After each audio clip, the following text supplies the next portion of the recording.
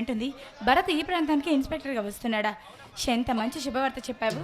అవునమ్మా, ఇంతకుముందే నీకు చెప్పమని నాకు ఫోన్ చేసి చెప్పాడు. అవును, నిజంగానా? ఇదిగో మాటలోనే భరత్ వస్తున్నాడు.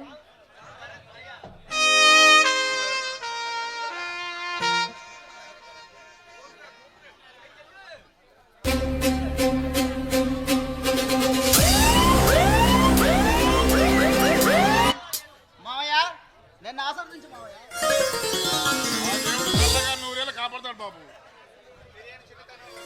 తెలియని చిన్నతనంలో నా తల్లిదండ్రులు ఎవరో తెలియక నిన్న చేరదీసి పెంచి పెద్ద చేసి ఇంతటి ఆఫీసరం చేశావు. నీ రుణం ఈ జన్మలో తీర్చుకోలేను మావయ్య.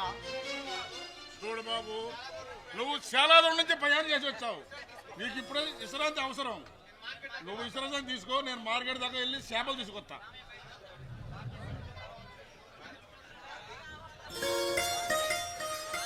భారతి, ఏంటి అలా దూరంగా నిల్చున్నావు? అబ్బే షేం లేదండి. భారతి, చిన్నతనం నుండి మనం కలిసి తిరిగాం. అలాంటిది నా దగ్గర నీ దాపరకం ఎందుకు? లేదు బాబా, అలాంటిది ఏం లేదు. నీ కోపానికి కారణం నేను ఆలస్యంగా రావడమేనా? ఇప్పటికైనా తమరికి మేము గుర్తొచ్చినందుకు చాలా సంతోషంగా ఉంది. ఎన్నో పనుల మీద నేను రాలేకపోయాను భారతి.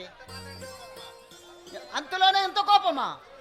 చూడు భారతి, నా హృదయంలో నీకు ఎప్పుడు స్థానం ఉంటుంది. ఇకనైనా నన్ను విడిచి వెళ్లకుండా ఉండగలవా బాబా? నా జీవితము కత్తి మీద స్థానం లాంటిది. ఎప్పుడు ఏం జరుగుతుందో నాకే తెలియదు. అంటే ఏంటి నీ అభిప్రాయం ఏంటో నాకు అర్థం కావడం లేదు బాబా.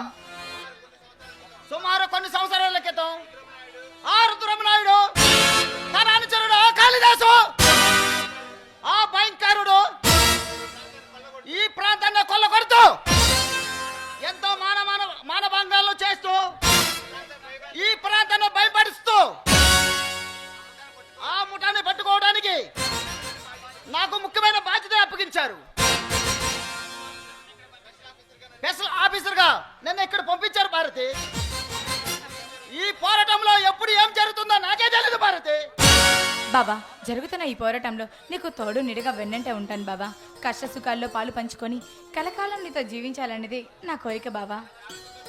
చాలా సంతోషం భారతి. కష్ట సుఖాలు పంచుకొని నాతో జీవించడానికి నాకు ధన్యవాదములు భారతి.